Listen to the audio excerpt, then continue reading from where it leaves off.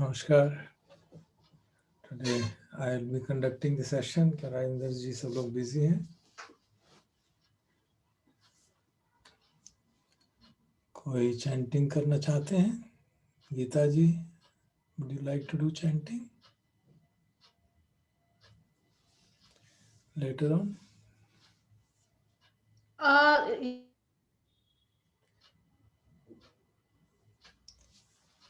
अभी हम शुरू कर देते हैं, आप सोच लीजिए फिर बता दीजिएगा, ठीक है? ये मेरा लैपटॉप ओपन करने के लिए थोड़ा 2 मिनट लग जाएगा। हाँ, पहले तो मैं कर रहा हूँ ना। We are starting, then you can take up from the after the preliminary homage. Comfortable with you? Otherwise, I can do this.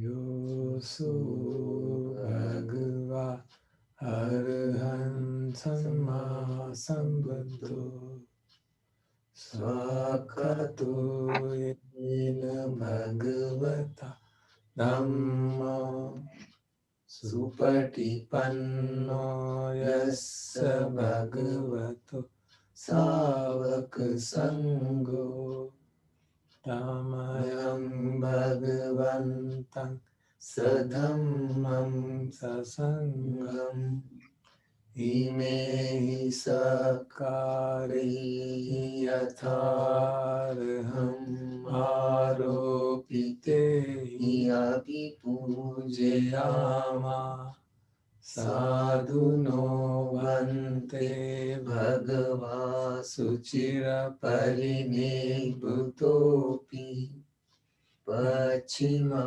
Janatanukampa Manasa Ime Sakare Dugat Panakara Bhuti Patiganhatu Hamhakam Digratam Itaya Sukhaya Arhan Samma Sambuddho Bhagava Buddham Bhagavantam Abhivade Sakato Bhagavata Dhammo Dhammam Namassami Supatipanno Bhagavato Savaka Sangho Sangham Namami Andvayam Buddhasya Bhagavato Pumbhavag Namakaram Karomase Namo Tassa Bhagavato Arahato Samma Sambuddhassa Namo Tassa Bhagavato Arahato Samma Sambuddhassa Namo Tassa Bhagavato Arahato Samma Sambuddhassa. हाँ जी गीता जी, are you ready or? Sir, just give me 1 second because my laptop got stuck. It's not opening.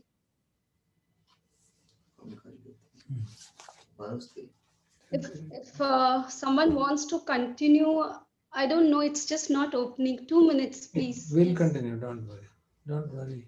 You just participate in chanting, okay? Andmayam Dhammanusatinayam Karomase.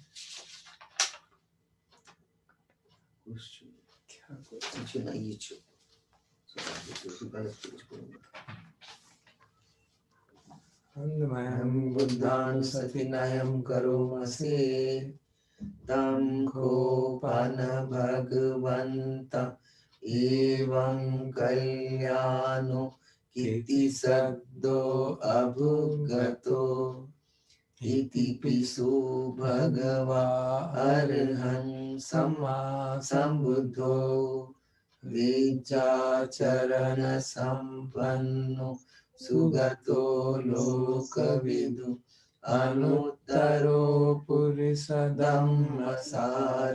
सत्तादेव मनुस्सानं बुद्धो भगवाति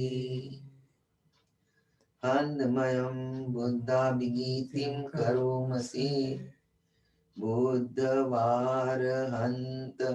वरतादिगुणाभियुक्तो शुद्धाभिज्ञानकरुणा हि समागततो बोधेसियो सुजनतं कमलं वसुरो वन्दामहं तमर्णं शिरसा जिनेन्दम्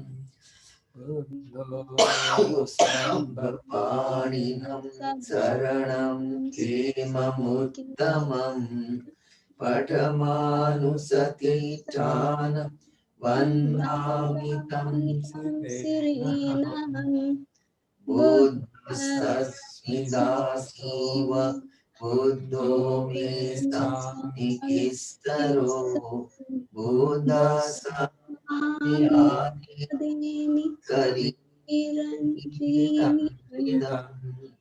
वन्दन्ति हम चरिष्यामि बुद्धस्येव भूरितं नास्ति मे शरणम् अन्यं बुद्धो मे शरणं परम् एतेन सत्यवज्रेण बद्धेयं सत्तु शासने बुद्धं मे वन्दमानाय यं पुण्यं प्रसुतम् इदा सभेऽपि अन्तरायामि माहेषु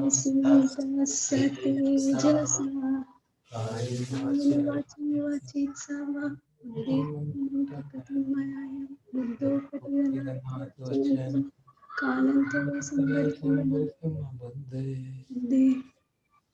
हन्दमयं धम्मानुसतिनयं करोमसि स्वाखातो भगवता धम्मो संदिग्धिको अकालिको एवसिको ओपनयिको पश्चात्तं भेदितव्यो वियोनिः आनन्दमयं धम्माभिगीतिं करोमसि पाखाततादिगुणयोगवशेन श्रेयो यो मग्गपाकपरियतिविमोकभेदो धम्मो कुलोकपतनातदधारिधारी वन्दामहं तमरं वरधम्ममेतं धम्मो यो सर्वपाणिनं शरणं खेममुत्तमम् द्वितीयानुसतिष्ठानं वन्दामि तं शिरेणहम् धम्मस्सस्मिदासीव धम्मो मे सामिकेश्वरो धम्मस्सहं नियादेमि शरीरं जीवितं चिदं वन्दन्तीहं चरिष्यामि धम्मस्येव सुधम्मतं नत्ति मे शरणम् अन्यं धम्मो मे शरणं वरम् एतेन सत्यवज्रेण बद्धेयं सत्तु शासने धम्मं मे वन्दमानाय यं पुण्यं प्रसुतम् इदा सभ्येऽपि अन्तरायामि माहेषुं तस्य तेजसा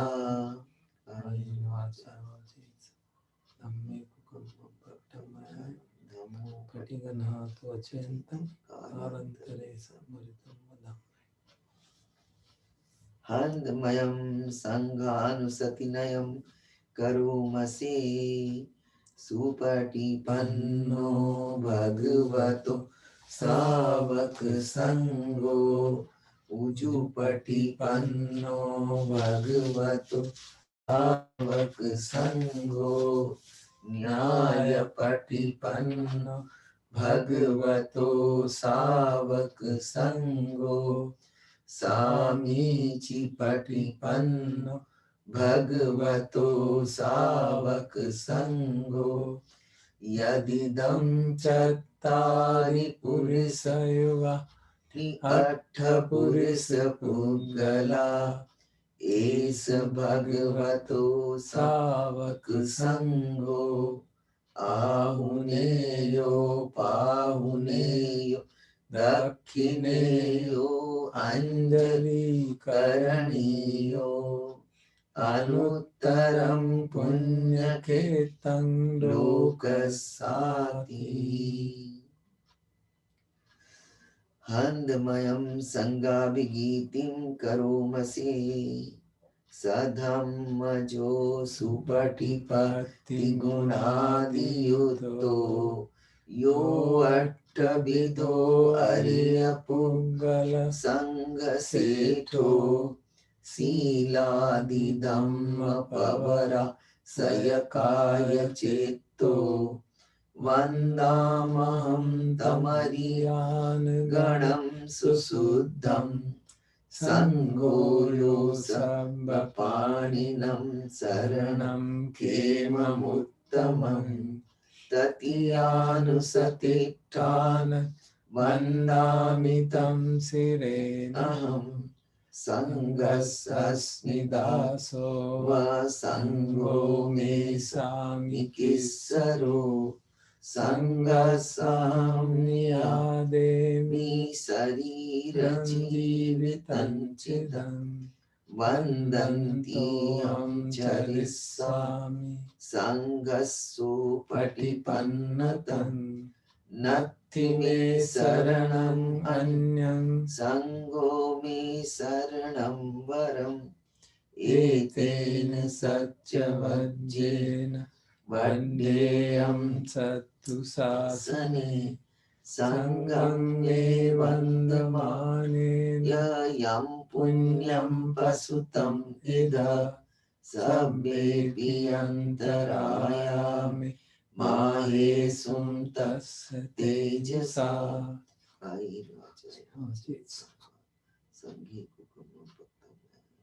संभूपटिगणात्वचेन्दं कालान्तरे संवरति।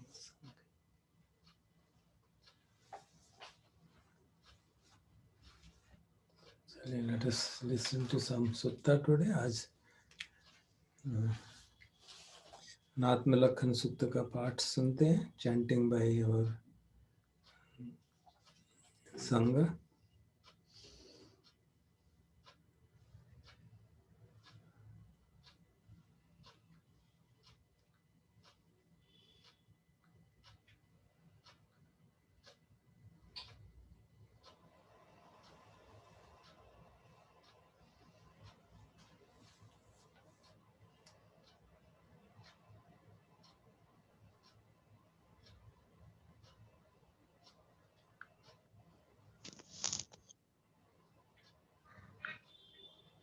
I think we haven't listened to गिरिमानंद Sutta for a long time. गिरिमानंद सूत्र सुनते हैं, बहुत तरह से नहीं सुना उसको। बहुत प्रभावशाली सूत्र 10 संज्ञाओं के बारे में, जो कि उनको मुक्ति की ओर ले जाती है।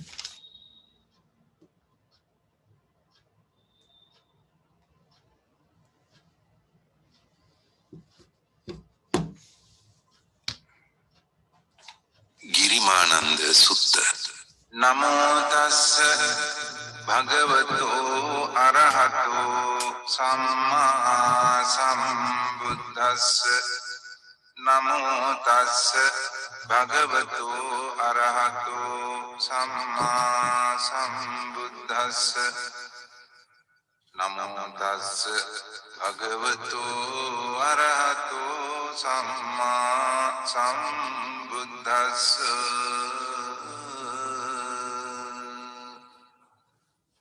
एवं मे सुतं एकं समयं भगवा सावधियं विहरति जेतवने अनाथ पिंडिकस्य आरामे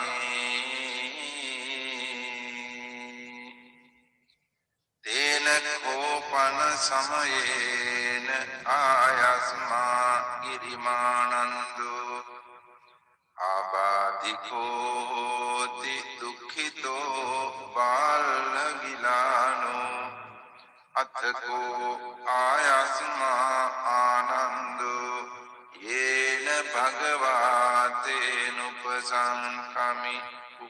उपसंकमित्वा भगवन्तं अभिवादित्वा एकमन्तं निषेधि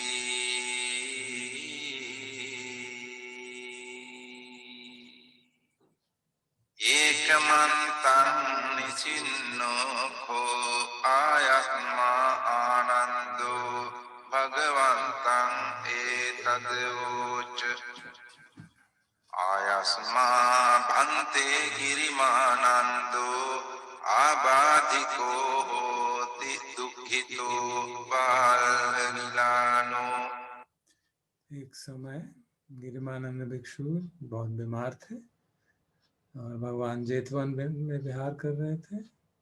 तो आनंद उनके पास आए और बताया कि भगवान गिरिमानंद भिक्षु बहुत बीमार है, बहुत अच्छा हो अगर आप उस पर अनुकंपा करके वहाँ जाके उनको विजिट कर लें। तो फिर भगवान उसको कहते हैं कि सुनो, मैं तुमको ये ज़्यादा अच्छा होगा और तुम जाओ वहाँ और उनको मैं 10 संज्ञाओं के बारे में बता रहा हूँ कि किस तरह की संज्ञा है, हमारा परसेप्शन कैसे बदलना चाहिए। तो 10 संज्ञा का कैसे अभ्यास करना चाहिए वो भगवान उनको समझा रहे हैं। साधु भन्ते भगवा येना यस्मा गिरिमानन्दो तेनुपसंकमतु अनुकंपं उपादायाति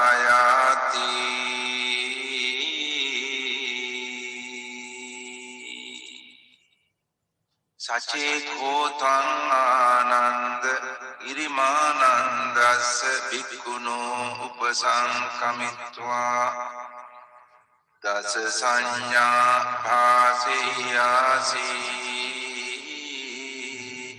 ठानं कोपनेतं विज्जति यं गिरिमानन्दस्य भिक्खुनो दश संज्ञा श्रुत्वा सो आबाधो ठानसो पटिफसंभेय। भगवान जो शब्द इस्तेमाल करते हैं बहुत ही इंटरेस्टिंग है। वो कहते हैं कि हो सकता है, कौन जानता है कि ये 10 संन्यास सुन के गिरिमानंद भिक्षु का बीमारी समाप्त हो जाए। He doesn't say हो जाएगी, कहते हैं हो सकता है कि ऐसा हो जाए। That's the kind of language which the Lord uses. कतमे दस अनिच्च संज्ञा अनत्त संज्ञा अशुभ संज्ञा आदीनव संज्ञा पहान संज्ञा विराग संज्ञा निरोध संज्ञा सबलोके अनभिरत संज्ञा सब संखारेषु अनिच्च संज्ञा आनापान सति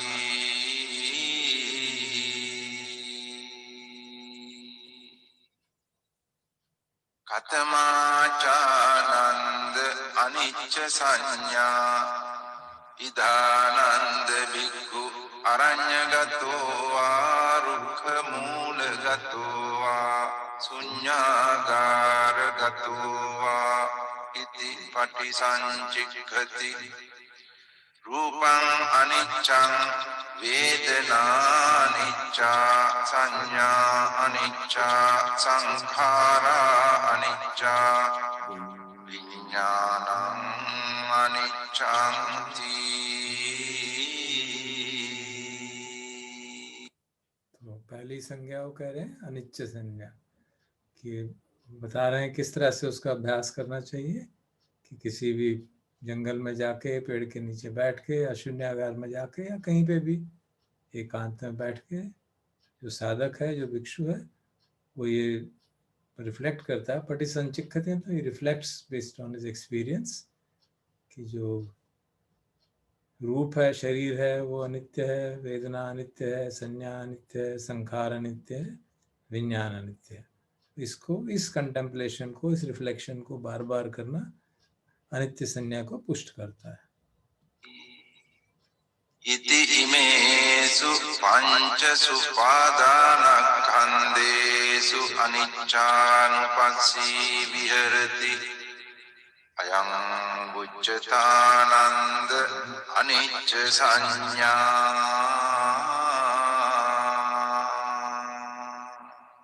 तो क्या शब्द इस्तेमाल किया भगवान ने कि 5 उपादान के जो खंड हैं उनको अनित्य जानते हुए विहार करता, अनिच्चानुपस्सी विहरति। He dwells keeping a constant the awareness of impermanence of all the 5 खंडास। जिसको कहते हैं अनिच्च संज्ञा को डेवलप करना। कथमाचानन्द अनंत संज्ञा अनंत संज्ञा इदानंद भिक्खु अरण्यगतो वा रुक्खमूलगतो वा शून्यागारगतो वा इति पटिसंचिक्खति। चक्षुं अनत्ता रूपं अनत्ता सोतं अनत्ता सद्दा अनत्ता घ्राणं अनत्ता गन्धा अनत्ता जिह्वा अनत्ता रस अनत्ता कायो अनत्ता पोट्टभ्वानत्ता मनो अनत्ता धम्मा अनत्ताति।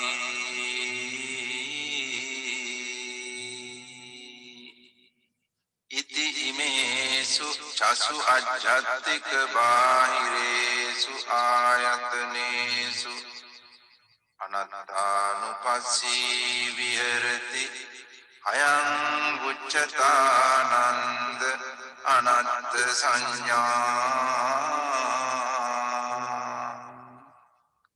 अनंत संज्ञा किसको कहते हैं? तो भगवान समझा रहे हैं कि जो 6 इंद्रियां हैं हमारी, जो उसके आयतन है, जो हमारे शरीर पे हैं और जो बाहर हैं। आँख है, बाहर का रूप है, शब्द है, कान है, बाहर का शब्द है, गंध है, बाहर नाक है, बाहर की गंध है। इस प्रकार 6 इंद्रियों के जो इंटरनल ऑर्गन्स हैं और एक्सटर्नल उसके कॉरस्पॉन्डिंग ऑब्जेक्ट है, वो सभी प्रकृति का भाग है, वो मैं और मेरे नहीं है। उस सेंस में उसको कहा कि अनात्मा है, ये it does not personally belong to me. और इस तरह से जब कंटेम्पलेट करते हैं कंटिन्यूसली, तो उसको अनत्तानुपस्सी विहरति, तो साधक जो है अनात्म बोध में विहार करता है और बार बार अभ्यास करेगा तो वो उसमें पुष्ट हो जाएगा। कथमाचानंद अशुभ संज्ञा इदानंद भिक्खु इममेव कायं बुद्धं पादतला अधोकेशमध्यका तच पर्यन्तं पुरं नानाप्रकारस्य अशुचिनो पच्चविक्खति।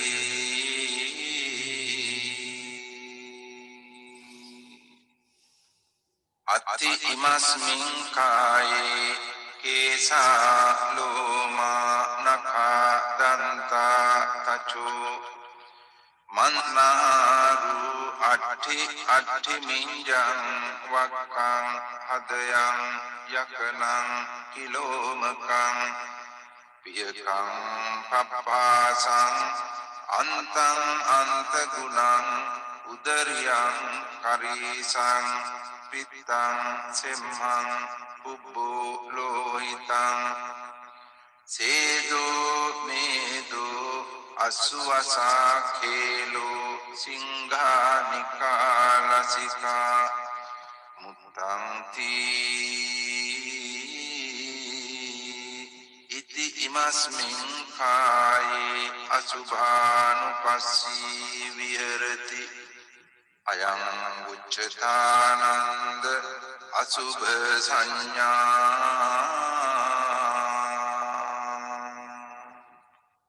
नेक्स्ट है अशुभ संज्ञा।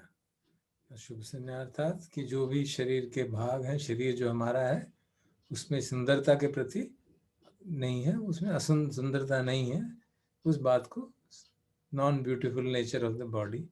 तो जैसे सती पठान में भी हमने पढ़ा था कि इस काया में क्या है, केश हैं, सिर के बाल हैं, दांत नाखून है, शरीर के बाल हैं, दांत हैं, त्वचा है, और फिर बाकी अंग हैं, हड्डी है, हड्डी के अंदर मज्जा है, आंतें हैं, हृदय है, लिवर है, स्प्लीन है, किडनी है, हड्डियां हैं, खून है, पीप है। तो इस तरह से जो 32 पार्ट्स का कॉन्टेम्पलेशन है उसको भगवान कह रहे हैं अशुभ संज्ञा बनाने में एक हेल्प करता है। तो उस तरह की कॉन्टेम्पलेशन बार बार करेंगे तो उससे हमारा शरीर के प्रति जो आकर्षण है वो समाप्त हो जाएगा और अशुभ संज्ञा प्रतिष्ठित हो जाएगी। खतमाचानंद आदीनव संज्ञा इदानंद भिक्खु अरण्यगतो वा रुक्ख मूलगतो वा शून्यागारगतो वा इति पटिसञ्चिघ्घति बहुदुःखो भो अयं कायो बहु आदीनवो इति इमस्मिन् काये विविधा आबाधा उपपद्यन्ति सेयतीदं चक्षुरोगो सोतरोगो घानरोगो जिह्वारोगो कायरोगो शीर्षरोगो खन्नरोगो मुखरोगो दन्तरोगो खासो सासो पिनासो डहो जरो उच्छिरोगो मुच्छापखंदिका सुलाभिसूचिका कुट्ठं कंडो किलासो सोसो अपमारो ददु खंडु कच्छु रखसा वितच्छिका लोहित पित्तं मधुमेहो अंसा पिलका भगंदला पित्त समुत्थाना आबाधा सिंह समुत्थाना आबाधा वात समुत्थाना आबाधा सन्निपातिका आबाधा उतु परिणामजा आबाधा विषम परिहारजा आबाधा ओपक्कमिका आबाधा खम्म विपाकजा आबाधा शीतं उन्नं जिघच्चा पिपासा उच्चारो पस्सावोति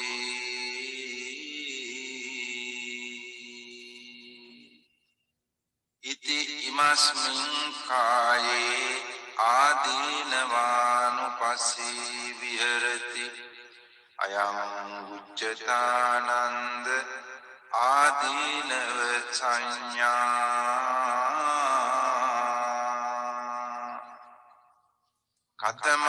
खतमाचानंद अभी कहा आदिनव संज्ञा। आदिनव का अर्थ है डेंजर, खतरा, या कई बार उसको ऑब्स्ट्रक्शन के रूप में, भय के रूप में भी देखते हैं। तो this is generally used to raise the sense of urgency, कि हम साधना में अपनी अर्जेंसी बनाएं। तो उसके लिए वो बता रहे हैं कि किस तरह से खतरा है हमारे शरीर को। नाना प्रकार के रोग जो हैं इस शरीर में हो सकते हैं, और फिर उन रोगों के पूरे नाम गिनाए हुए हैं। मुंह पे दर्द रोग हो सकता है, दांत का दर्द, सिर में दर्द, सिर की बीमारी, कान की बीमारी, आँख की बीमारी, जीभ की बीमारी, पेट की बीमारी, खून की बीमारी, मधुमेह, पीलिया, सांस की बीमारी, लंग्स की बीमारी, तो सिर्फ और हर एक शरीर के अंग में कोई ना कोई बीमारी हो सकती है। तो उसकी पूरा एन्यूमरेशन किए गए, इतनी नाना प्रकार की बीमारियां हो सकती हैं। हम कंटेम्पलेट करें तो लगेगा भाई शरीर में बहुत खतरा है। इस शरीर का रूप धारण करना और इस मनुष्य जीवन में बार बार आना बड़ा खतरनाक चीज़ है। तो हमको इस मनुष्य जीवन से, इस संसारिक चक्र से निकलने का काम करना चाहिए ताकि उस तरफ हमारा मोटिवेशन बढ़े। तो इसलिए ये आदिनव संन्या को कहा जाता है। इंटरेस्टिंग एस्पेक्ट इसका मुझे ये लगता था जब मैंने पहले पढ़ा कि इतनी सारी इलनेसेस को उन्होंने क्लासीफाई किया हुआ, और ये 2600 वर्ष पुरानी बात है। तो उस समय भी हमारे यहाँ मेडिसिन इस हद तक पहुंची हुई थी, इस हद तक डेवलप थी, जो वैद्य होते थे कि उनको इतनी डिफरेंट मेडिसिन इलनेसेस का मालूम था और उसका स्वाभाविक तौर से उपचार भी मालूम होगा। तो इसका just a side point which I find very interesting, but basically to create sense of urgency कि भाई ये शरीर में आओगे तो ये सब बीमारियां होंगे ही, कोई ना कोई तो हो ही जाएगी और कष्ट देगी। तो इसमें खतरा है, शरीर के रूप में आने में बार बार खतरा है, तो इससे निकलने का प्रयास करना चाहिए। संज्ञा इदानंद भिक्खु uppannam kama vitakam nadivaseti pajahati vinodeti yanti karoti anabhavam gameti uppannam vyapada vitakam nadivaseti pajahati vinodeti yanti karoti anabhavam gameti uppannam vihinsa vitakam nadivaseti pajahati vinodeti yanti karoti anabhavam gameti uppannuppanne papake akusale dhamme nadivaseti pajahati vinodeti yanti karoti anabhavam gameti ayam uccatanand pahana sanya।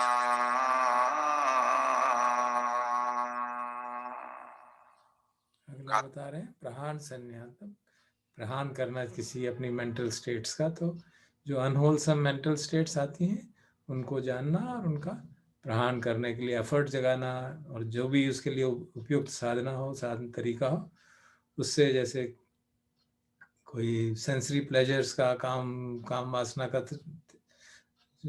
मन में भाव जाग रहा है, उसको त्याग करना, उसके लिए एफर्ट करना।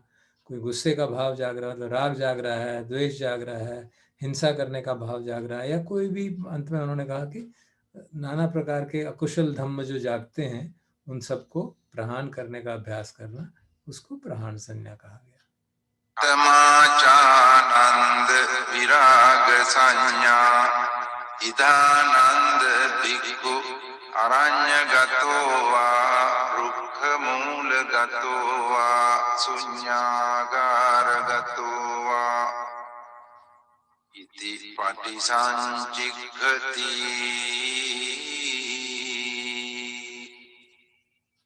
एतं सन्तं एतं पनीतं यदिदं सब्ब संखार समतो सबूपधिपटि निस्सग्गो तन्नक्खयो विरागो निरोधो निब्बानन्ति अयं उच्चतानन्द विराग संज्ञा।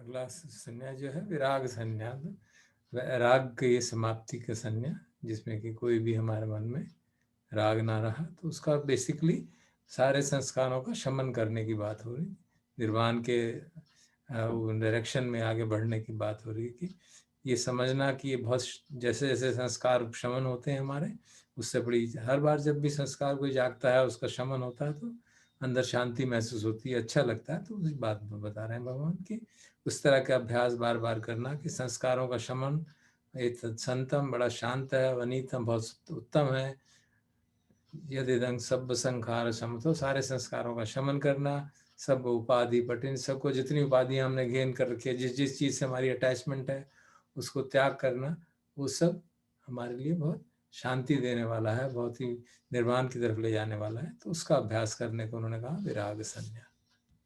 कतमाचानंद निरोध संज्ञा इदानंद भिक्खु अरण्यगतो वा रुक्खमूलगतो वा शून्यागारगतो वा इति पटिसञ्चिक्खति एतं सन्तं एतं पनीतं यदिदं सब्बसंखार समतो सब्बूपधिपटिनिस्सग्गो तन्नक्खयो विरागो निरोधो निब्बानन्ति अयं उच्चतानन्द निरोध संज्ञा।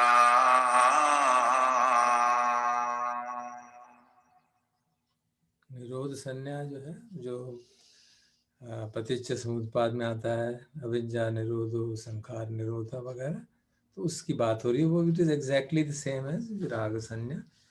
उसके लिए वही कहा एतत् संतम एतं पनीतम यदिदं सब संखार समतो, ये बहुत शांति देने वाला है, बहुत उत्तम है। सारे संस्कारों का शमन करना, सारी जो अटैचमेंट्स हैं उनको त्याग कर देना और निर्वाण की तरफ बढ़ना। तो उसी बात को निरोध संज्ञा के रूप में भी प्रकट किया गया। थोड़े उसमें टेक्निकल डिफरेंसेस हैं। कतमाचानंद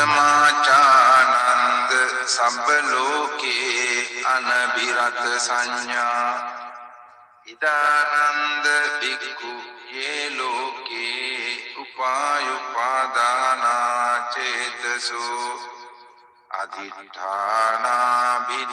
अधिष्ठानाभिनिवेशानुसया ते पजहन्तो विरमति न उपादीयन्तो अयं उच्चतानंद सब लोके अनभिरत संज्ञा।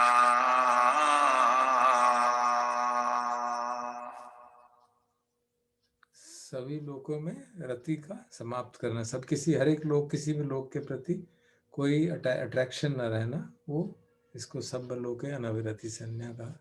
उसके एग्जैक्ट पाली वर्ड जो थे वो मुझे इस समय सूझ नहीं रहे, बट बेसिकली उसका इम्प्लीकेशन यही है कि लोक के अंदर, इस लोक में या किसी भी लोक में, अपने भीतर या बाहर किसी भी चीज के प्रति कोई रति नहीं है, कोई अटैचमेंट नहीं है, कोई delight, we don't seek delight in them. रति का एग्जैक्ट मीनिंग डिलाइट है।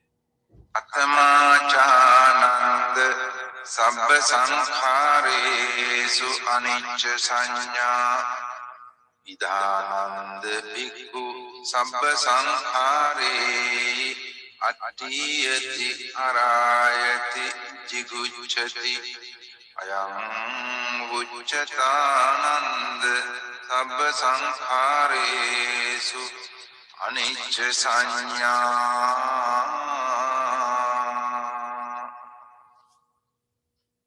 सारे संस्कारों के प्रति अनिच्छ संज्ञा, इच्छा ना होना, मतलब उसके प्रति एक तरह से डिसएंचेंटमेंट या एक टेंडेंसी कि ये क्यों अभी भी संस्कार चल रहे हैं, तो उससे मन में ये भाव जागना कि मुझे इनसे दूर पटना चाहिए संस्कारों से। उसके कारण एक मन में एक शेम सी आनी, कि शर्म सी आनी कि अभी भी मुझ में ये समझना कि ये संस्कार कितना मुझे आतापित करते हैं और अभी भी वो बचे हुए हैं। तो उस तरह का भाव लाना ताकि हमारा संस्कारों को शमन करने की तरफ हमारा मन तत्पर हो जाए। आत्माचानंद आनापान सति इदानंद भिक्खु अरण्यगतो वा रुक्खमूलगतो वा शून्यागारगतो वा निषीदति पल्लंकं आभुजित्वा भुजुङ्कायं पनिधाय परिमुखं सतिं उपड्ढपित्वा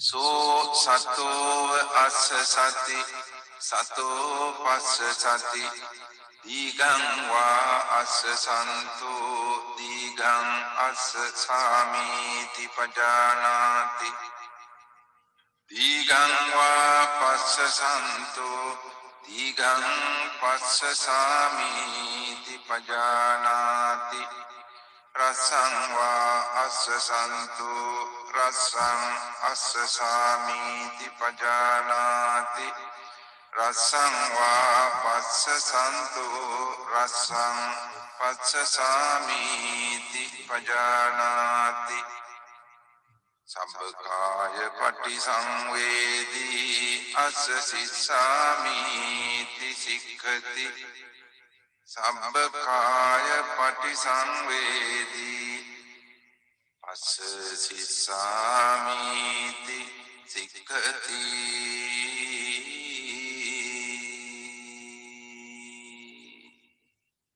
Passambayang kaya sangkharang assa sissamiti sikkati Passambayang kaya sangkharang assa sissamiti sikkati Pīti patisangvedi assa sissamiti sikkati Pīti patisangvedi passa sissamiti sikkati Sukha patisangvedi assa sissamiti sikkati Sukha patisangvedi passa sissamiti sikkati Citta sankhara patisangvedi assa sissamiti sikkati Citta sankhara patisangvedi passa sissamiti sikkati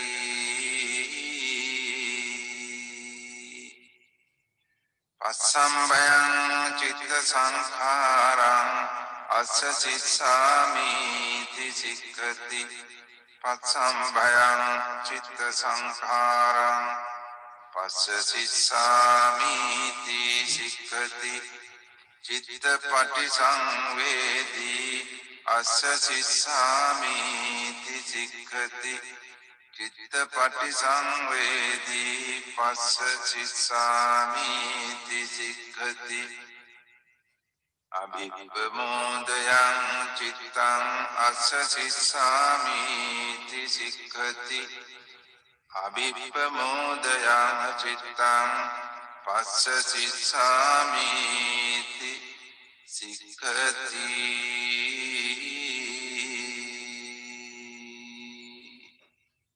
Samadang cittang assa sissamiti sikkati Samadang cittang passa sissamiti sikkati Vimochayang cittang assa sissamiti sikkati Vimochayang cittang passa sissamiti sikkati Aniccanupassī assa sissamiti sikkati Aniccanupassī passa sissamiti sikkati Viraganupassī assa sissamiti sikkati Viraganupassī passa sissamiti sikkati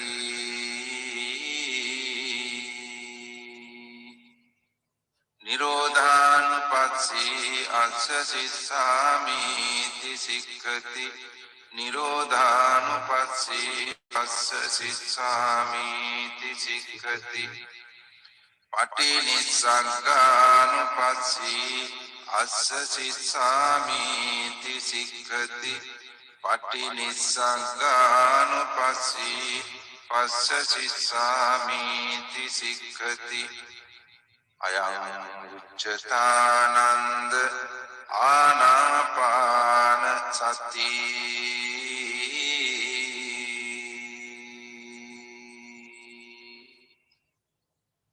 अंतिम संन्यास जो भगवान बताते हैं आनापानसति, जो हम familiar हैं, उसके पूरे 16 के 16 जो उसके आयाम हैं सारे भगवान ने गिना दिए कि ये सारे करने चाहिए, और इसको करने से, और इसमें आप देखें कई चीज़ें कॉमन आती हैं।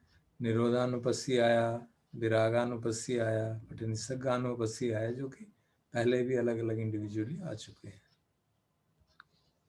सचे को त्वं आनंद गिरिमानन्दस्य भिक्खुनो उपसंकमित्वा इमा दश संज्ञा भासेयासि।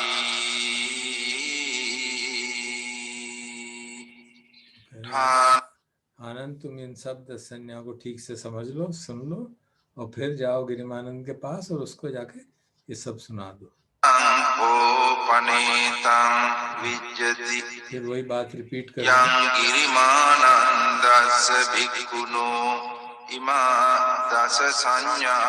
कि हो सकता है कि ये 10 संज्ञा सुन के गिरिमानंद भिक्षु का रोग जो है वो समाप्त हो जाए।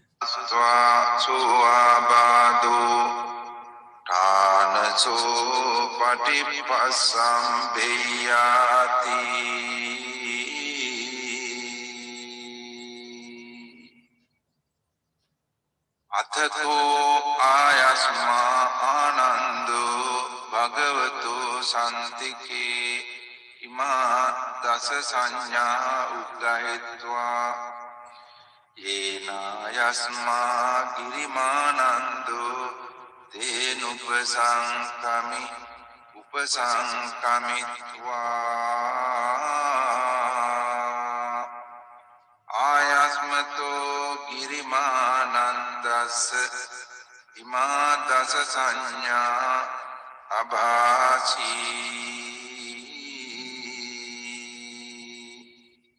अथ को आयस्मतो गिरिमानन्दस्य इमा दश संज्ञा श्रुत्वा सो आबादो ठानसो पटिपस्संभि। उत्थाहि चायस्मा गिरिमानन्दो तम्मा आबाधा तथा पाहिनोच पनायस्मतो गिरिमानन्दस्य सो आबाधो अहोसीति।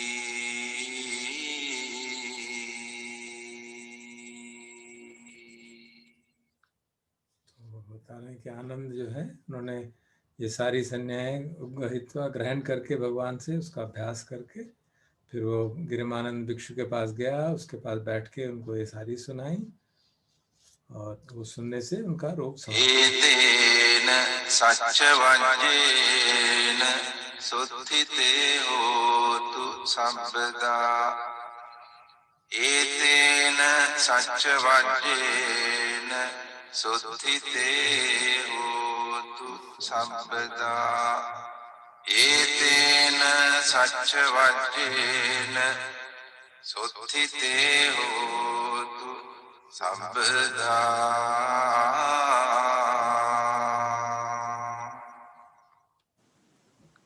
माता जी रिसाइट कर रहे थे, उन्होंने अंत में ब्लेसिंग दी कि इस सत्य वचन के आधार पे आप सबका मंगल हो।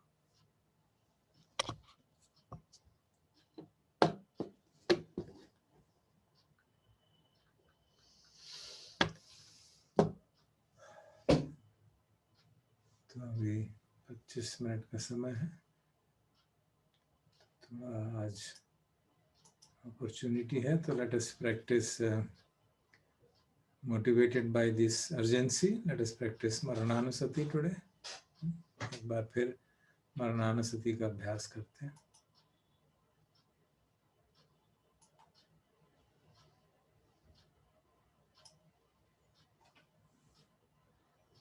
हमारी जो रिफ्लेक्शंस हैं, 5 डेली रिफ्लेक्शन, जरा धम्मों ही जरंगानतीतो, व्याधि धम्मों ही व्याधि अनतीतो, मरण धम्मों ही मरणम अनतीतो। तो यही बेसिस है। और फिर एक और चैंटिंग आती है, अधुवम जीवितम धुवम मरणम जीवन तो अनिश्चित है, मृत्यु तो अटल है, क्योंकि कोई नहीं आज तक ऐसा बचा। भगवान बुद्ध भी शरीर को रोक नहीं पाए जाने से। जीवितं में अनियतं मरणं में नियतं। जीवन अनिश्चित है, मृत्यु निश्चित है। तो इस बात को याद करके अपने अंदर कोई भय जगाने की बात नहीं है, basically to create a sense of urgency towards practice.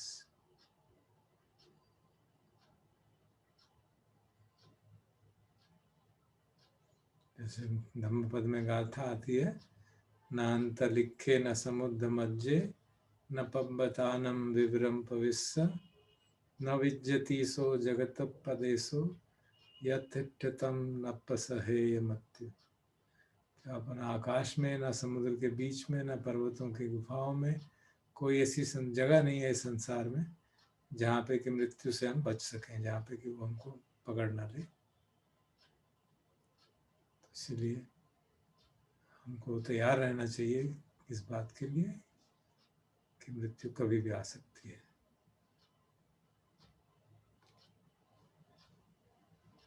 और कब आएगी मृत्यु, इसकी कोई निश्चितता नहीं है। और पिछले 8-9 महीने में जो हम देख रहे हैं, जो हृष्ट पुष्ट थे वो इस वायरस से नहीं बच पाए, और जो अत्यंत वृद्ध और ना जाने कितनी कोमॉर्बिडिटीज लिए हुए वो बच गए। तो कुछ मालूम नहीं, स्पष्ट लगता है कि मृत्यु जो है हमारे बस की बात नहीं है कि हमारा शरीर ठीक है तो हम बच जाएंगे, अभी नहीं होगा कभी हो जाएगा, अभी तो मैं स्वस्थ हूँ, अभी तो चल जाएगा काम। तो इसीलिए भगवान बार बार कहते हैं, मरणस्सति विक्षवे भाविता बहुलीगता महाफला होती महानिशंसा अमतो गदा अमत परियोसाना भावेत तो मिक्षवे मरणानुसति। किसी सती के बारे में, किसी अनुसति के बारे में इतनी प्रशंसा भगवान नहीं करते। कहते हैं भिक्षु इसको भावित करो, बहुलीकित करो, इसको प्रैक्टिस करो बार बार, क्योंकि महान फल देती है, इसका महान लाभ होता है। और क्या है, अमतो गदा है, अमृत की ओर ले जाती है। अमृतो परियोजना, इसका जो अंत्य है वो अमृत की ओर ले जाएगा हम। उसका उद्देश्य अल्टीमेटली डेथलेस की ओर है, निर्वाण की ओर ले जाता है। तो इसी भाव से, क्योंकि मृत्यु पता नहीं कब हो जाए, कहते हैं रत्तिन दीव जीवे हम भगवतो शासनम मनसी करोया। तो रात और दिन भगवान के शासन में, भगवान की टीचिंग में मन हमारा लगा रहे, अर्थात काम भी कर रहे हैं और समझ भी रहे हैं। प्रज्ञा की बात है, समझदारी की बात है, इसमें कुछ टेक्निक की बात नहीं हो रही है, मैटर ऑफ अंडरस्टैंडिंग।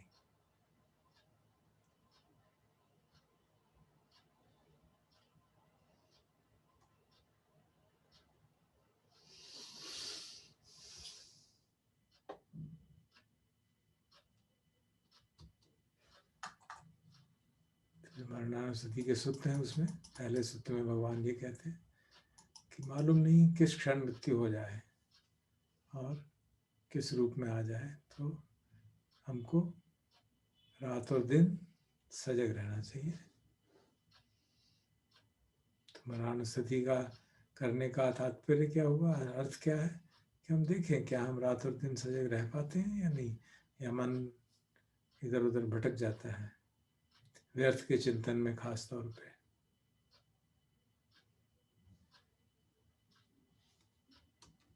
गृहस्थ होने के नाते कुछ रिस्पॉन्सिबिलिटीज़ हैं, वो सब काम करने हैं, लेकिन वो काम करते हुए भी सजगता बनी रहे।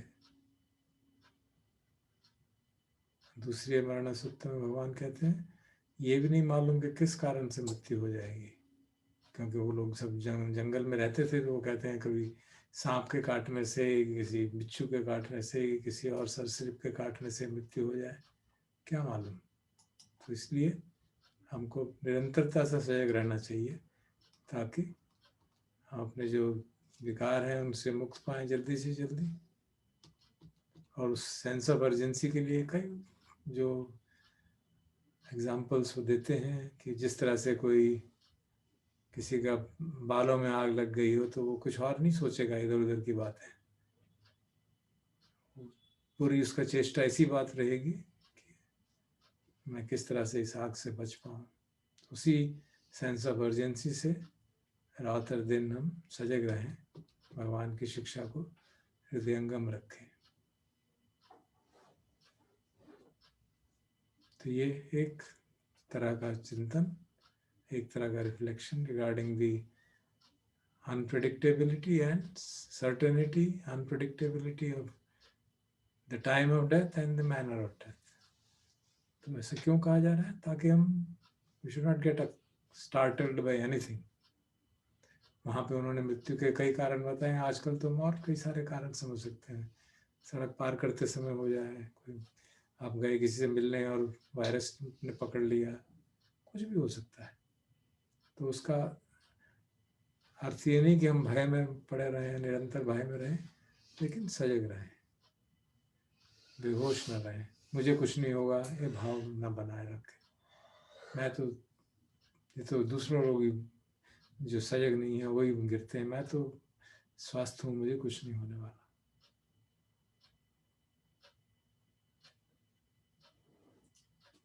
और फिर अगला रिफ्लेक्शन जो हम 5 डेली रिफ्लेक्शंस में करते हैं, सबे ही में पिए ही मना पे ही नाना भावो बिना भाव, कि मृत्यु के समय सभी प्रियजन, सभी प्रिय वस्तुएं छूट जाएंगी, कुछ साथ नहीं जाएगा। क्या साथ जाएगा? केवल हमारे कर्म साथ जाएंगे। तो जो हम चैंटिंग करते हैं 5वीं, कम्म स कोमी कम्म दायादो कम्म योनि कम्म बंधु कम्म पटिसरणु यम कम्मं करिष्यामि कल्याणं वा पापकं वा तस्य दायादो भविष्यामि। कि हम कर्म के ही योनि है, हमारी कर्म के हिसाब से ही जन्म होता है, वही हमारी विरासत है और वही हमारा बंधु है और वही हमारी शरण है। कोई और हमारी शरण सहायता नहीं कर पाएगा मृत्यु के समय। धन दौलत संबंधी प्रियजन कोई सहायता नहीं कर पाएगा। तो इस रिफ्लेक्शन का क्या तात्पर्य है कि हम अपने कर्म सुधारें, हमारे कर्म कुशल हों तो मृत्यु के समय कोई दुख नहीं होगा, कोई चिंता नहीं होगी। क्यों? क्योंकि समझ है कि भविष्य जो भी होगा अच्छा ही होगा। भगवान की वाणी है, धम्मो हवे रक्षति धम्मचारी। धर्मचारी जो है, जो शील का पालन करता है, धर्म के अनुसार जीवन जीने का प्रयास करता है, तो उसकी रक्षा करता है धर्म। इस सेंस में रक्षा नहीं कि मरेगा नहीं, इस सेंस में कि जो भी होगा उसके भले के लिए होगा, अगला जन्म उसका अच्छा ही होगा। तो इसलिए बार बार कहा जाता है कि मृत्यु के समय का हमारा चित्त जो है अगले जन्म का जनक है, उससे ही हमारा अगला जन्म पैदा होता है। प्रतिक्षण हम देखा जाए अगर अभिधम्मा के हिसाब से, तो प्रतिक्षण हमारा शरीर समाप्त होता है, नया पैदा होता है, मरता है, जाता है। साइंटिफिकली भी हम जानते हैं सेल्स हमारी डिस्ट्रॉय होती रहती हैं एंड कॉन्स्टेंटली रीजनरेट हो रही हैं। Mother cells die, daughter cells are born, it keeps on happening continuously. तो वो भी एक तरह से प्रतिक्षण मृत्यु हो रही है, प्रतिक्षण जन्म हो रहा है, लेकिन वो इस तो तरीके से होता है कि हमें पता ही नहीं चलता उसके बारे में, एक सेंस ऑफ कंटिन्यूटी बनी रहती है। प्रतिक्षण हो रहा है और उस समय में भी हमारा चित्त में भी यही गांठ होती है, विचार जागता है, उतरता है, जागता है, समाप्त होता है। हम साधना करके भी सतीपट्ठान में देखते हैं, राग जागता है, समाप्त हो जाता है, वेदना जागती है, समाप्त हो जाती है, बदल जाती है। प्रतिक्षण चित्त हमारा बदलता रहता है। तो इसलिए जैसे जीवन के दौरान चित्त एक व्यय होता है, दूसरा उदय होता है, एक व्यय होता है, दूसरा उदय होता है, ठीक यही काम मृत्यु के समय पे भी जो चित्त जागा वो व्यय हुआ, समाप्त हुआ और नए शरीर में नया चित्त उदय हो जाएगा। नया शरीर जो अप्रोप्रिएट चाहिएगा उस संस्कारों के अनुरूप, मृत्यु के समय जो संस्कार जागा उसके अनुरूप जो शायद शरीर होगा वो हमें मिल जाएगा। संखार बच्चे विज्ञानम हम प्रत्यक्ष समुत्पादन पढ़ते हैं कि जैसा संस्कार जागा उसके अनुरूप विज्ञान जागा और उस विज्ञान के अनुरूप विज्ञान पच्चय नाम रूप पच्चय षडायतन एंड सो ऑन। तो उस विज्ञान के अनुरूप हमको अगला शरीर मिल जाएगा, नाम और रूप उस तरह के होंगे। अगर पाशविक संस्कार जागा तो पशु का रूप मिल जाएगा, दैविक संस्कार जागा तो देवता का स्वरूप मिल जाएगा, मानविक संस्कार जागा तो मनुष्य का रूप मिल जाएगा। तो ये बात समझ के हम समझ सकते हैं कि हमारे कर्मों का कितना महत्व है, क्योंकि जो हम कर्म निरंतरता से कंटिन्यूसली करते हैं और जो हमारे चित्त में जिस संस्कार गहरा है, वही गहरा संस्कार स्वाभाविक है कि मृत्यु के समय पे जागेगा और अगला जन्म वो निर्धारित करेगा। तो जो साधक हैं, साधना कर रहे हैं निरंतरता से, तो उनको स्वाभाविक है कि साधना संबंधी संस्कार जागेगा और फिर अगला जन्म भी ऐसा मिलेगा जिसमें वो साधना कर पाए। स्वाभाविक है कि मनुष्य जन्म मिलेगा या ऊपर के लोकों में कोई जन्म मिलेगा, क्योंकि पशु लोग साधना नहीं कर पाते। तो इसलिए इसका महत्व इसी सेंस में कहा जाता है, धम्मो हवे रखति धम्मचारी। तो ये बहुत महत्वपूर्ण बात। और एक महत्वपूर्ण बात कि अगर हमारे मन में कोई रोष है, कोई द्वेष है, किसी के प्रति नाराजगी है, तो वो एक बड़ा भारी अंतराय हो सकता है, हमारे लिए बड़ा भारी ऑब्स्ट्रक्शन हो सकती है। क्योंकि मृत्यु के समय पे जैसे चेतना क्षीण होने लगती है, तो जो संस्कार गहरे गहरे हैं वो सामने आने लगते हैं, अनुशय के लिए सामने लगते हैं। अगर मन में कोई बहुत गहरा दोष है, किसी के प्रति नाराजगी है, हम किसी को बहुत बुरा मानते हैं और उसने हमारा बहुत मान ली, सचमुच में भी उसने बहुत हमारा नुकसान किया और हमारे मन में द्वेष है, नाराजगी है, तो वो जाग जाएगी उस समय, नाराजगी, गुस्सा। और अगर गुस्से के समय परिस्थिति में प्राण छूटे तो अगला जन्म बहुत कष्टदायक होने की संभावना है। तो इसीलिए कहा जाता है कि मृत्यु के समय के चित्त में हमारा शुद्ध रहे, तो हमको जो भी मन में रोष है, नाराजगी है, रिजेंटमेंट है, उसको माफ कर देना चाहिए। We should practise forgiveness. और वो मृत्यु के समय तक पोस्टपोन करने की जरूरत नहीं, we can do it even now when we are in good senses, good shape, good body. It's very helpful to practise forgiveness. अगर हमको लगता है उसके सत्य है कि नहीं है, उसमें पचड़े में भी ना पड़े, हमको लगता है किसी ने हमारा बहुत अहित किया है और उसके प्रति द्वेष है, तो ये समझ के कि क्यों मालूम नहीं मृत्यु कब हो जाए, अगले क्षण ही मृत्यु हो सकती है।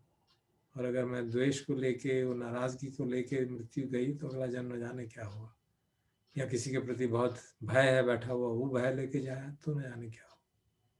इसलिए मोटिवेट करते हैं भगवान कि हमको जो गहरे गहरे संस्कार हैं, खासतौर पे द्वेष किसी के प्रति है या कोई गलत काम किया, पश्चाताप है, तो उसको भी फॉरगिव करें, अपने को क्षमा मांग ले। पश्चाताप है किसी के प्रति हमने गलत काम किया तो उससे क्षमा मांग ले। संभव ना हो तो अपने किसी बड़े के सामने जाके, जैसे भगवान बार बार समझाते हैं, बड़े के सामने जाके आप बोल दीजिए कि मुझसे ये गलती हो गई, आगे से नहीं करूँगा, ताकि मन हल्का रह जाए और दूसरे के प्रति दुर्भावना कम हो और अपने प्रति दुर्भावना भी कम हो। अपने मन में जो रिमोर्स है, जो पश्चाताप है, वो समाप्त हो जाए।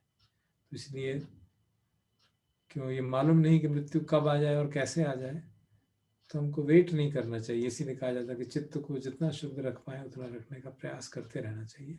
उसी सेंस में भगवान कहते हैं कि सेंस ऑफ अर्जेंसी है हमारी। ये अर्जेंसी क्या है कि कई जो गहरे संस्कार हैं, द्वेष के, वैर के, हिंसा के, प्रतिहिंसा के, बदला लेने के या पश्चाताप के, हमने कोई बहुत गलत काम कर रखा है उसके, ये सब गहरे गहरे संस्कार हमको शीघ्र अतिशीघ्र उनका उपशमन कर देना चाहिए। सब संखार उपशमन हो, जो भी हमने सुना, सभी संस्कारों का उपशमन कर देना चाहिए। बस वो अराइज हो, उनको देखें और उनको जाने दें, वो अराइज हो, देखें और जाने दें। या प्रैक्टिस करके फॉरगिवनेस सीख करें, कन्फेशन करें अपने किसी सीरियस के बाद और अधिष्ठान करें कि आगे से ऐसी गलती नहीं होगी। जो भी तरीका उचित लगे उस समय,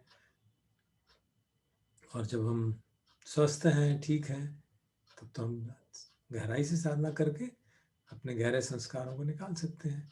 मन में कोई द्वेष है किसी के प्रति तो उसको याद करके मन में द्वेष जागेगा, उसको देखें और उसको जाने दें। द्वेष जागा, उसको देखा, उसको जाने दिया, बार बार करेंगे तो संस्कार क्षीण हो जाएगा। कोई रिमोर्स है तो हमने किसी बड़े के पास जाके कह दिया भाई गलती हो गई, और फिर भी साधना करते हुए रिमोर्स जागता है, उसको देखें और जाने दें, देखें और जाने दें। तो संस्कार जो है, संखार उपेक्षा करने से, संस्कारों के प्रति जाग रहे हैं उनको जाने देने से चित्त शुद्ध होने लगता है। तो सती पठान के माध्यम से करें, ओपन अवेयरनेस के माध्यम से करें, जैसे चाहें उसको रिकलेक्ट करके करें। तो ये एक बहुत महत्वपूर्ण है हमारी वाराणसी के पर्सपेक्टिव से भी और हमारे दैनिक जीवन के पर्सपेक्टिव से भी। क्योंकि जब तक चित्त में हमारे कोई दुर्भावना बनी रहती है, गुस्सा बना रहता है, या क्षोभ बना हुआ है, पश्चाताप बना हुआ है, तो चित्त कभी शांत नहीं हो सकता। और बेचैनी निरंतरता से एक बैकग्राउंड सेंस में बेचैनी बनी रहती है। तो मरणानुस्मृति का ये भी एक बहुत महत्वपूर्ण लाभ कि हमको याद दिलाती है कि मालूम नहीं कब मर जाए, तो भैया जल्दी से जल्दी इससे मुक्ति पाओ, नहीं तो मृत्यु के समय पे ऐसा कुछ आ गया तो बहुत दिक्कत हो जाएगी। तो अब हम थोड़ी देर चिंतन कर सकते हैं, अपने मन को झांक के देख सकते हैं कि क्या कोई ऐसी चीज़ है, किसी के प्रति रिजेंटमेंट है या कोई पश्चाताप है। तो we can make a resolve कि हम will forgive the person against whom we have some strong resentment, and we'll find out a way of sorting out the unwholesome action जो हमने किया है, जो पश्चाताप है, रिमोर्स है, उसके प्रति।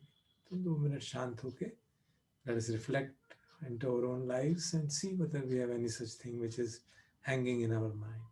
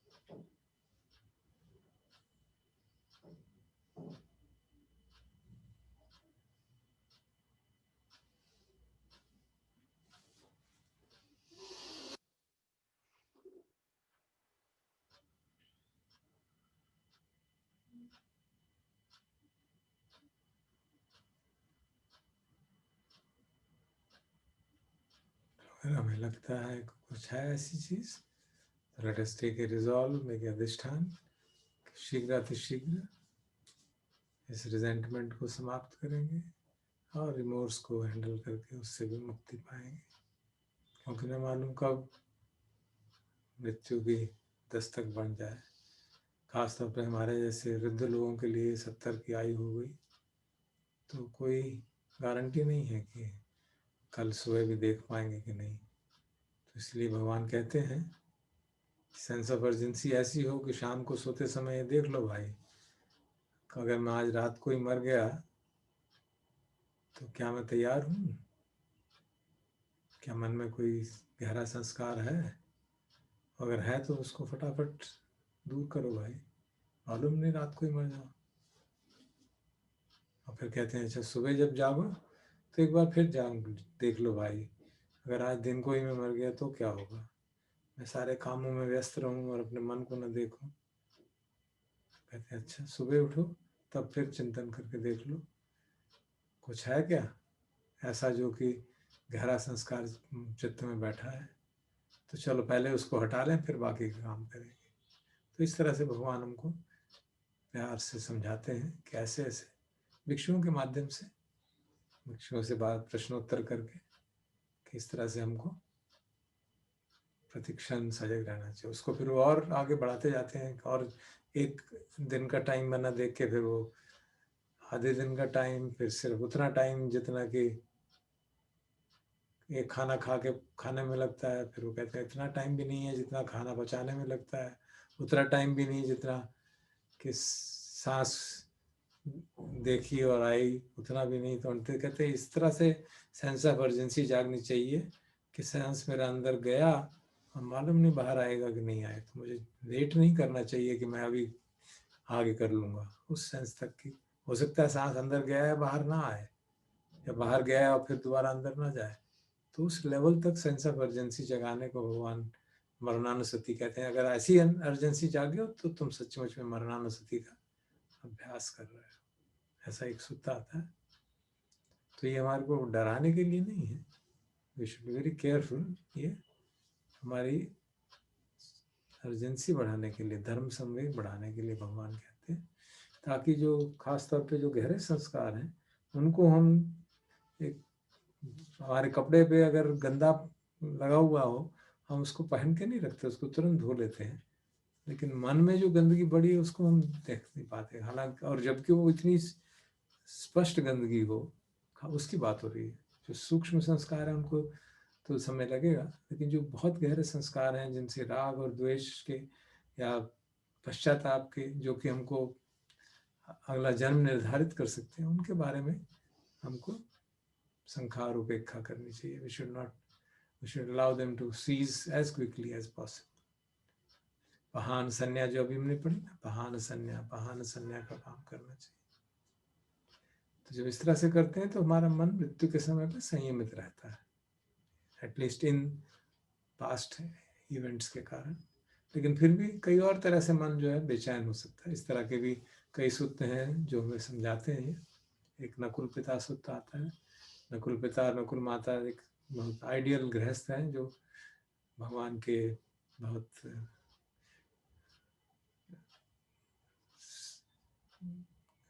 घनिष्ठ कह लीजिए शिष्य हैं। भगवान उनके यहाँ बहुत बार जाते हैं भोजन के लिए, और लोग उनसे पूछते हैं भाई क्यों जा रहे हो उनके यहाँ इतनी बार, ये दो बूढ़े बुढ़िया के घर। तो कमेंट्रीज में आता है कि वो कहते हैं कि ये मेरे पिछले 500 जन्मों में ये मेरा माता पिता रहे हैं। So out of gratitude I am going to them. So that is the kind of army these people have.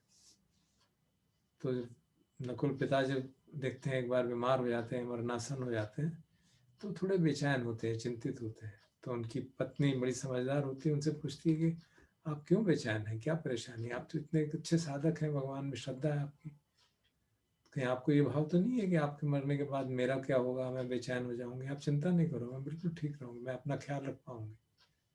कहीं ये चिंता तो नहीं है कि मैं आपके बच्चों का ख्याल रखूंगी कि नहीं रखूंगी? कहीं आपके मन में ये चिंता तो नहीं है कि मैं दूसरी शादी कर लूंगी?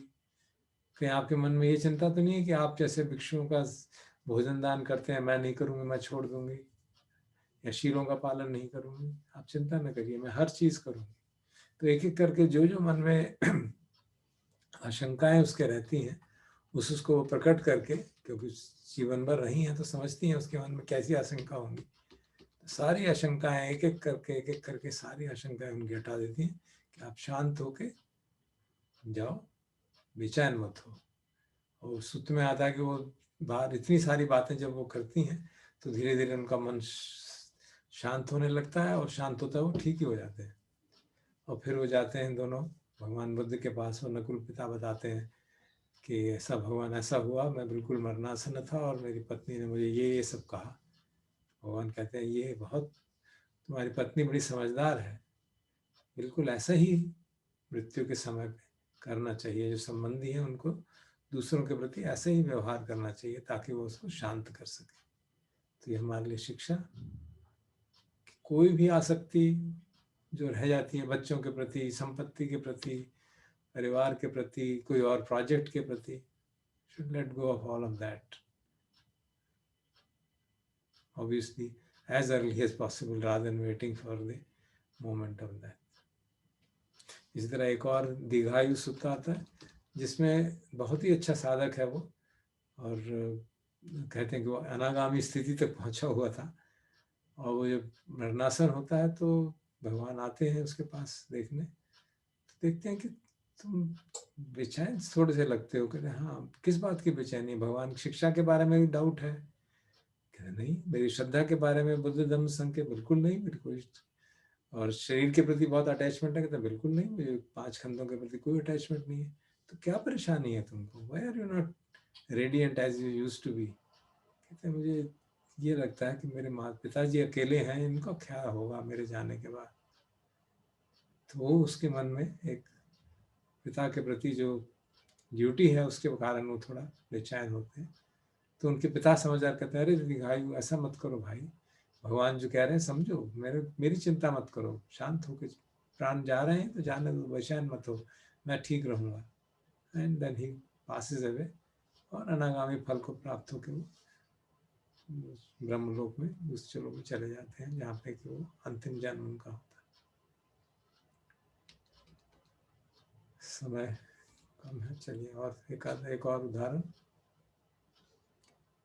मृत्यु के समय की अत्यंत पीड़ा कई परिस्थितियों में होती है, पीड़ा बहुत, अधिकांश परिस्थितियों में तो पीड़ा होती है। तो उसके बारे में एक बहुत मार्मिक सूत्र है, अनाथ पिंडक सूत्र। तो अनाथ पिंडक जो हम जानते हैं भगवान के बहुत ग्रेट डिसाइपल्स में माने जाते हैं, जिन्होंने जेतवन विहार बनाया था, सारा सोने की अशर्फियों से वो ज़मीन खरीदी थी। तो जब वो मरणासन होते हैं तो वो भेजते हैं अपने एक अटेंडेंट को कि भगवान के पास जाके प्रणाम करो मेरी तरफ से, और सारे पुत्र जी के पास प्रणाम करो, उनसे प्रार्थना करो कि अगर वो हो सके तो मेरे पास आके, मैं मरने वाला हूँ, थोड़ा धर्म देशना दे मेरे को। तो सारे पुत्र चलते हैं उनके पास, जाते हैं, आनंद को साथ लेके अटेंडेंट के रूप में वो जाते हैं और पूछते हैं उससे क्या बात, कैसा है, बीमारी बढ़ रही है घट रही है? कहता है बहुत बढ़ रही है, कोई दुखद वेदनाएं बढ़ी जा रही हैं, कोई घटने का कोई नाम नहीं, ऐसे लग रहा है जैसे सिर फट रहा है मेरा। तो सारे पुत्र उसको प्रवचन देते हैं कि तुम सभी इंद्रियों के प्रति जो अटैचमेंट है उनको धीरे धीरे समाप्त कर दो। चक्षु के प्रति उपादान है, चक्षु विज्ञान के प्रति उपादान, मतलब आँख के प्रति अटैचमेंट है, देखने के प्रति अटैचमेंट है, रूप के प्रति अटैचमेंट है, त्याग दो। एक एक करके हर इंद्रिय के प्रति उससे उपादान जो है उसके प्रति अटैचमेंट है जो उसको त्याग देते हैं उसके प्रति। और सभी इंद्रियों के प्रति ऐसा करने की, जो उनके स्पर्श के प्रति, उनसे उत्पन्न होने वाली वेदना के प्रति, एक एक करके, पहले तो आयतनों के प्रति, फिर उसके स्पर्श के प्रति, फिर उससे उत्पन्न होने वाली वेदना के प्रति, फिर उससे उत्पन्न होने वाले विज्ञान के प्रति, सब के प्रति एक एक करके उनको वो डिटैच करा देते हैं बाय गिविंग दिस टास्क। और वो इतने भाव विभोर हो जाते हैं अनाथ पिंडक कि उसके आँख से आंसू आने लगते हैं। तो आनंद समझते हैं कि शायद वो मर रहे हैं इसलिए उनको कष्ट हो रहा है। तो कहते हैं ऐसा है क्या? कहते नहीं, ऐसा नहीं है बनते, मैं सोच रहा हूँ कि आज तक मैंने ऐसा कोई प्रवचन ही नहीं सुना। तो सारे पुत्र कहते हैं भाई इस तरह के गंभीर प्रवचन गृहस्थों को नहीं दिए जाते, ये तो भिक्षुओं के लिए ही है। तो कहते हैं ऐसा नहीं होना चाहिए भगवान, कई गृहस्थ हैं जो इस तरह के गंभीर प्रवचन भी सुनेंगे और उनका कल्याण हो जाएगा। तो मेरी प्रार्थना है कि आप भगवान से मेरी प्रार्थना कन्वे कर दें कि इस तरह के गृहस्थ प्रवचन गृहस्थों को भी सुनाया जाए। तो maybe because of that the lord has later given such deep discourses. और फिर वो चले जाते हैं सारे पुत्र और आनंद, और थोड़ी देर बाद जाने के बाद ही उनके अनाथ पिंडक का चित्त एकदम शांत हो जाता है, प्रसन्न हो जाता है, and he passes away. And as the story goes, he goes into a Devloka. And then in the evening, he comes back to Jetavana as a Deva to pay respect to the Buddha. That's the conjugate part of the story. वो भी एक सूत्र है कि एक भगवान कहते हैं कि आज एक देवता आया, बिल्कुल यंग देवता, और उसने ये गाथा कही। तो आनंद क्योंकि सुबह ही होके आता है तो कहता है ज़रूर वो अनाथ मंडक ही होता है। तो भगवान कहते हैं हाँ, तुमने ठीक समझा। तो इस तरह के कई सूत्र हैं जिनमें भगवान जो मरणासन लोग हैं या मृत्यु से डरे हुए लोग हैं उनको समझाते हैं कि किस तरह से हमको मृत्यु के समय पे चित्त को शांत करना चाहिए, आश्वस्त करना चाहिए, अटैचमेंट्स को छोड़ देनी चाहिए। खासतौर पे जो हम लोग जो साधक हैं, भगवान की शिक्षा को फॉलो करते हैं, तो भगवान बार बार कहते हैं कि हमको 4 तरीके से अपने आप को आश्वस्त करना चाहिए। मेरा बुद्ध में, धम्म में, संघ में शरण, मेरी अविचल श्रद्धा है। मुझे श्रद्धा मतलब कॉन्फिडेंस है, मैंने समझा है उनकी शिक्षा को और मुझे कॉन्फिडेंस है। बुद्ध में कॉन्फिडेंस मतलब अवेकन्ड अवेयरनेस में, धम्म में मतलब जो रियलिटी है उसके प्रति, और संघ में मतलब उस मार्ग पे चलने के प्रति श्रद्धा है। और मेरा शील बहुत पुष्ट है, शील विशुद्ध है। तो अगर ये चारों चीज़ें हैं तो फिर कोई चिंता की ज़रूरत नहीं है। अब मृत्यु के समय अगला जन्म जो है वो अच्छा ही होगा, कोई बुरा नहीं होगा। तो ये एक भगवान का कई जगह से कई सूत्रों में इस तरह का वो हमको आश्वासन देते हैं एक तरह से। एक और महानाम सूत्र में महानाम कहता है भगवान, मैं जब भी आश्रम आता हूँ, आपके वहाँ बिहार में आता हूँ तो बहुत अच्छा लगता है, चित्त शांत हो जाता है। और जैसे जैसे मैं घर की तरफ बढ़ता हूँ चित्त बेचैन होने लगता है। मुझे लगता है अगर मैं रास्ते में कहीं मरमरा गया तो मेरा क्या होगा, बेचैन इतना चित्त हो जाता है घर जाके। तो जो मैंने सारी साधनाएं की हैं इतनी, वो सब बेकार चली जाएंगी क्या? तो भगवान कहते हैं ऐसा नहीं है, बेकार नहीं जाएंगे। जो तुमने इतना धर्म अर्जित किया है, पुण्य अर्जित किए हैं, वो कहीं वेस्ट नहीं जाएंगे, वो तुमको मदद करेंगे। तो चिंता मत करो इस बात की। तो अंततः यही कहूँगा कि we have to prepare for death while we are living, not delay it till the death arrives. और ख़ास तौर पे जो मेरे जैसे वृद्ध हैं, पके हुए उम्र के हैं, they should be constantly watching our mind कि क्या हमारा मन है, हमारे पुण्य क्या है, पुण्य कर रहे हैं कि नहीं कर रहे हैं। पुण्यानुसति करें, धम्मानुसति, बुद्धानुसति, संघानुसति, ताकि मन हमारे में कोई गहन बेचैनी ना हो, क्योंकि मालूम नहीं कब मृत्यु आ जाए। तो we should be prepared for death while we are living, rather than waiting for the death to come and then we'll do this, then we'll do that. सभी बातें बहुत हैं मरणानुसति की, but we can stop, time खत्म हो रहा है। So we can stop for a few minutes, keep quiet, and then I'll do the concluding chanting.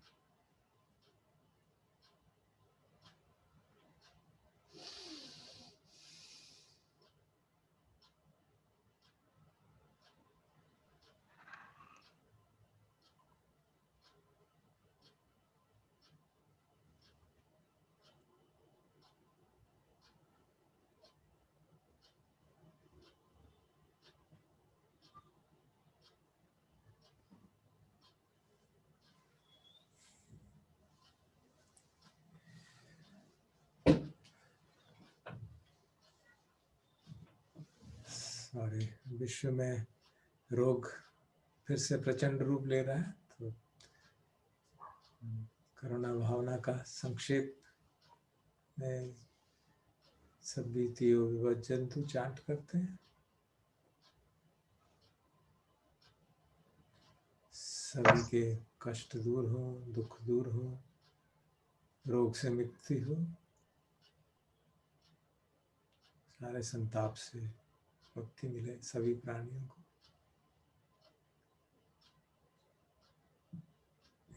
कोई भी बाधा ना आए जो बीमार हैं उनके स्वस्थ होने में, उनके जीवन में धर्मानुकूल जीवन जीने में, ऐसी शुभकामना इस वर्सेस में, जो पावरफुल वर्सेस हैं।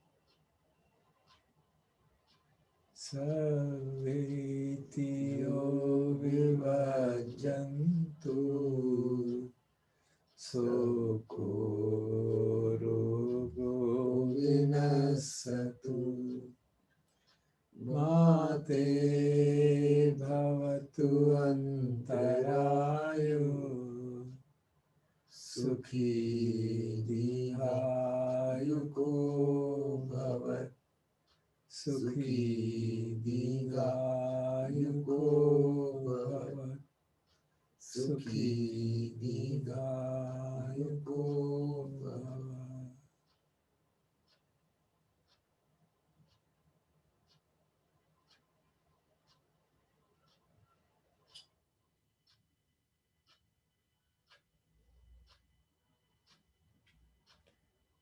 सर्वे सत्ता सुखी होन्तु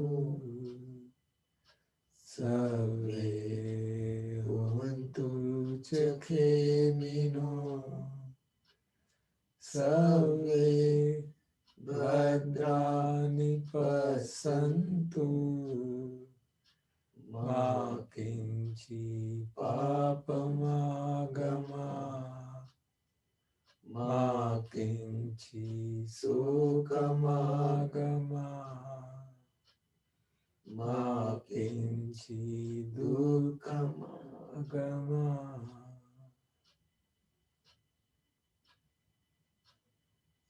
We can join. आप चाहें तो unmute करके we can join together to say the भवतु. Please try to follow me ताकि एक रिदम बना रहे, डिस्टर्बेंस ना हो. एक पहले वर्ड जैसे मैं बोलूं फिर बाकी आप you can follow with the same time. नहीं तो टाइमिंग डिफरेंट होने से जैरिंग इफेक्ट हो जाता है.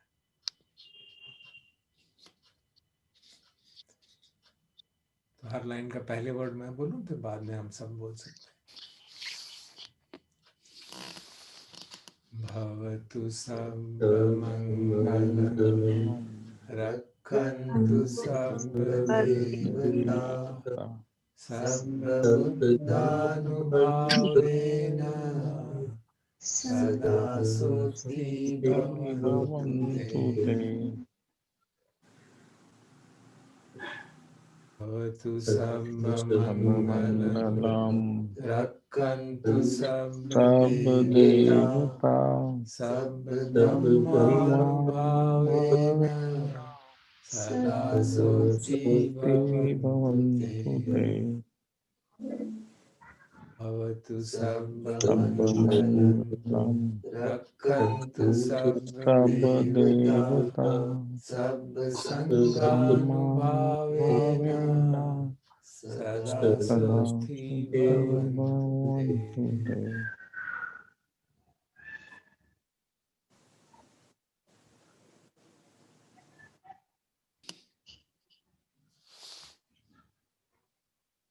अरहं सम्मा सम्बुद्धो भगवान् बुद्धं भगवन्तम् अभिवादयामि.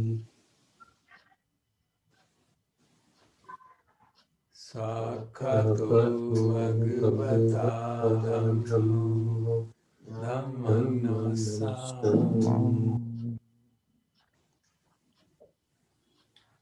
सुपटिपन्नो भगवतो सावकसङ्घो संघं Namami.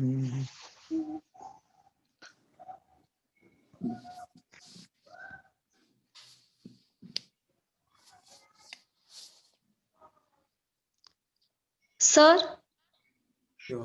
Thank you very much. sir, sir, I just want to ask something. आपने जो गहरा संस्कार की बात की थी, सपोजिंग जो हमें पता ही नहीं है कि ये कुछ गहरा संस्कार है, जो याद ही नहीं आया, साधना करने के टाइम पर कुछ अनप्लेजेंट मेमोरीज जो हमारी चाइल्डहुड की है, हमें पता भी नहीं था कि it was an unpleasant memory. जैसे जैसे ध्यान करते वो उभर कर आ रहा है. ऐसे मृत्यु के समय में कुछ इस जन्म की नहीं, कुछ पिछले जन्म की कुछ आ गए, तो how do we handle it? तो मुझे हाँ हाँ सर. सर आपको मेरी आवाज आ रही है सर? हेलो.